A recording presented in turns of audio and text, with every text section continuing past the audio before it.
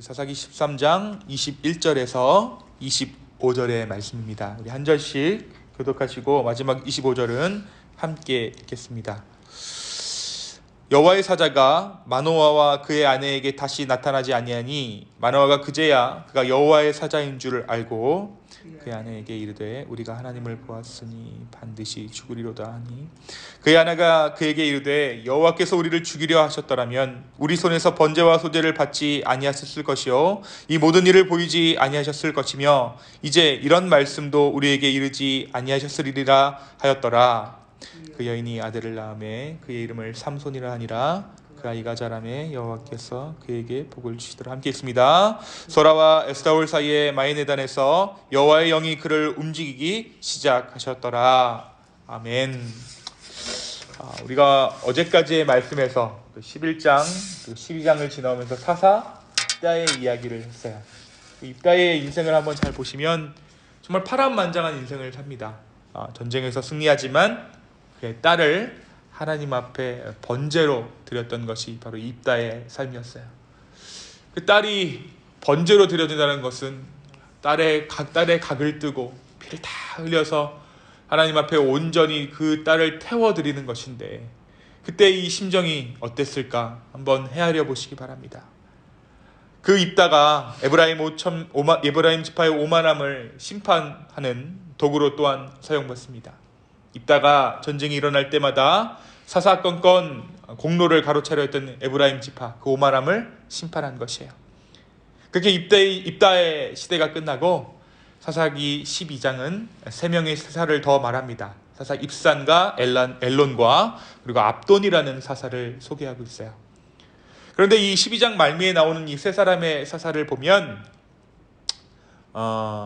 입산과 엘론과 이 사사 압돈의 사사들의 삶을 보면 비록 짤막하게 이들의 삶을 기록하고 있는데 한 줄, 두 줄 이렇게 기록하고 있는데 이 짤막한 이야기들 가운데 그들의 삶을 특징적으로 보면 사사 입산은 그들의 딸과 아들 모두 이방인들과 혼인시킨 사사였어요. 그리고 압돈은 사회적으로 경제적으로 많은 것을 이루었던 사사라는 것을 우리가 이 말씀들을 통해서 알 수 있습니다. 나귀 70을 타고 모든 권세를 누렸다. 이들의 삶을 비추어 보았을 때 사사시대의 유일한 하나님의 계시의 통로였던 사사들 역시 점점 세상의 영광들을 취하게 되는 것을 우리가 보게 됩니다. 입다 이후의 사사들의 모습 속에서 어떻게 보면 점차 그 빛을 잃어가는 이스라엘의 상황들을 볼 수가 있는 거예요. 바로 그때에 하나님의 일하심, 하나님의 섭리가 이스라엘 민족들 가운데 다시 한번 드러나기 시작합니다. 바로 우리가 사사 중에 잘 알고 있는 사사 삼손의 이야기가 그것입니다. 이 삼손 사사는 사사기가 소개하는 마지막 사사입니다. 오늘 저와 여러분이 함께 나누고 있는 이 사사기 13장은 사사 삼손의 출생에 관한 이야기를 하고 있어요. 우리가 말씀을 보면 민족을 구원할 큰 자가 탄생하기 전에 그 민족의 제사장적인 임무를 감당하는 그 구원자의 탄생을 하나님의 천사나 사자가 미리 와서 알려주는 경우가 있습니다. 누가 그랬죠? 이삭이 그랬고 야곱과 에서가 그랬고 신약에 와서는 세례 요한과 예수님이 그랬죠. 이 사사 삼손 역시 하나님의 사자가 삼손이 태어나기 전에 그의 부모를 통해 먼저 이것을 예고해요. 삼손은 오랫동안 아이를 갖지 못한 단지파의 마노아와 그의 아내 사이에서 태어났습니다. 오랫동안 아이를 갖지 못했던 마노아의 아내에게 어느 날 하나님의 사자가 나타나서 아들을 낳게 될 것이다라고 말씀하세요. 그 아들을 태어날 때부터 하나님께서 구별한 사람이기에 그 여인에게 부정한 것을 먹지 말라. 임신한 너도 부정한 것을 먹지 말라고 명령하십니다. 그리고 그가 낳게 될 아들은 태어나면서부터 나시린으로 구별된 사람이니까 그의 머리에 칼을 대지 말라라고 명령합니다. 이 나시린이라는 것은 하나님께서 구분한 것은 레위 지파죠. 그런데 자기 스스로가 하나님 앞에 구별된 삶을 드리고 싶어 할 때 레위 지파의 이외 지파의 사람들이 하나님 앞에 구별된 삶을 드리고 싶어 할 때 스스로를 구별해서 드렸던 것이 바로 이 나시린입니다. 근데 하나님께서 먼저 삼손은 나시린이니 임신한 너도 부정한 것을 먹지 말고 그 아이의 머리에 칼을 대지 말라라고 먼저 명령해 주신 거예요. 하나님께서 먼저 그 나실인을 택하여 주신 것입니다. 이 사실을 이 마노아의 아내가 마노아에게 말했지만 너무 당황한 나머지 충분히 다 기억을 못했어요. 그러니까 마노아가 다시 그분이 오셔서 낳게 될 아이를 어떻게 길러야 하는지에 대해서 가르쳐 주시기를 하나님께 기도합니다. 그러니까 어떻게 됐냐면 하나님께서 다시 찾아오세요. 하나님의 사자가 다시 마노아의 아내에게 나타납니다. 여호와의 사자는 이번에는 마노아에게 이전에 그의 아내에게 말했던 내용들을 다시 말합니다. 이 만남 이후에 하나님을 만나는 자들이 그렇듯 오늘 말씀 우리가 읽은 것처럼 마노아 역시 그들이 하나님을 만났으므로 죽을 것이라는 공포에 휩싸이게 됩니다. 우리가 하나님 만났으니 이제 죽을 것이다. 하지만 마노아의 아내는 만약 하나님께서 우리를 죽이실 것이라면 지금 우리에게 일어난 일들 또한 있어서는 안 된다는 말로 마노아를 안심시켜요. 그것이 오늘 저와 여러분이 읽으신 사사기 13장의 마지막 부분의 말씀입니다. 23절이죠. 그의 아내가 그에게 이르되 여호와께서 우리를 죽이려 하셨더라면 우리 손에서 번제와 소제를 받지 아니하셨을 것이요 이 모든 일을 보이지 아니하셨을 것이며 이제 이런 말씀도 우리에게 이르지 아니하셨으리이다 하였더라.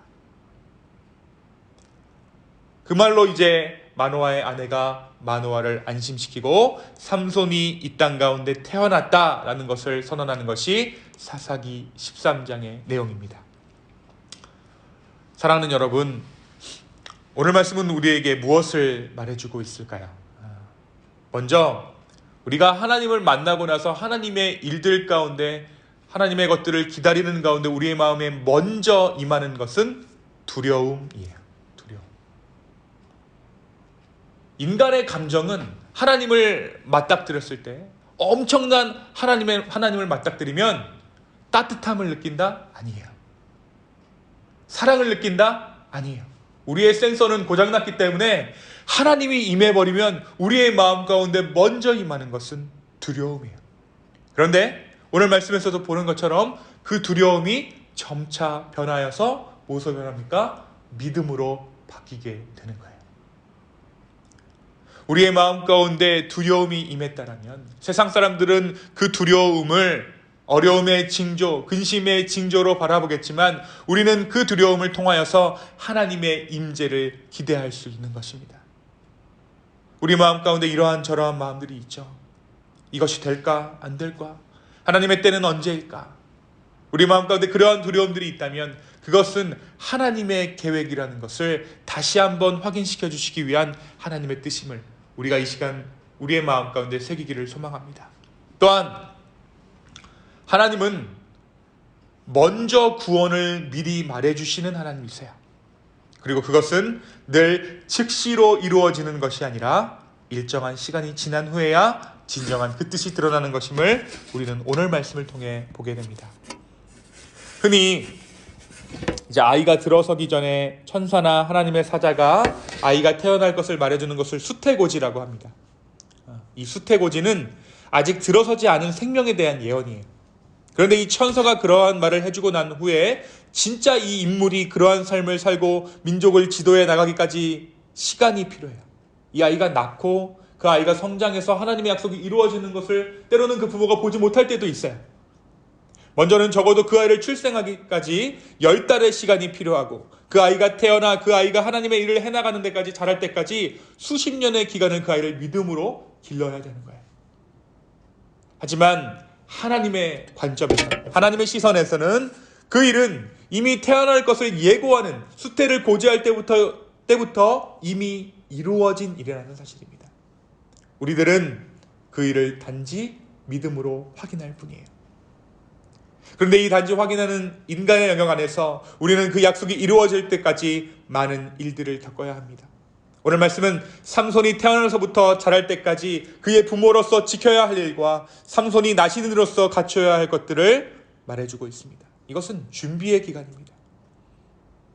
아직 이루어지지 않은 그 일이지만 하나님의 약속을 믿고 그 약속 안에 그 아이를 나시인으로 키워야 하는 것이에요. 저와 여러분에게도 이와 같은 믿음의 시간이 있다는 것을 기억하는 오늘 하루 되기를 소망합니다. 순간순간 우리가 이 약속대로 살다 보면 내가 뭐하고 있는 거지? 혹시 내가 그때 잘못 들은 것은 아닌지, 잘못 이해한 것은 아닌지 하나님의 약속에 대한 그런 의심이 들 때도 있어요. 우리가 어떤 기도 제목을 두고 기도할 때 그러한 의심이 우리의 마음 가운데 찾아올 때가 있습니다. 내 욕심으로 잘못 구했나? 하지만 오늘 말씀에 삼손의 어머니가 그의 남편 마노아에게 무엇이라고 말하고 있습니까? 그 일을 주님께서 이루실 일이 아니라면 애초에 첫 만남도, 애초에 첫 약속도 없었을 것입니다. 사랑하는 기쁨의 교회 여러분, 인생이라는 믿음의 여정을 지나면서 과연 나는 어디에 있는 것일까? 주님께서 나를 어디로 인도하고 계시는 것일까? 하는 생각이 든다면 그것은 주님께서 주신 마음일 거예요.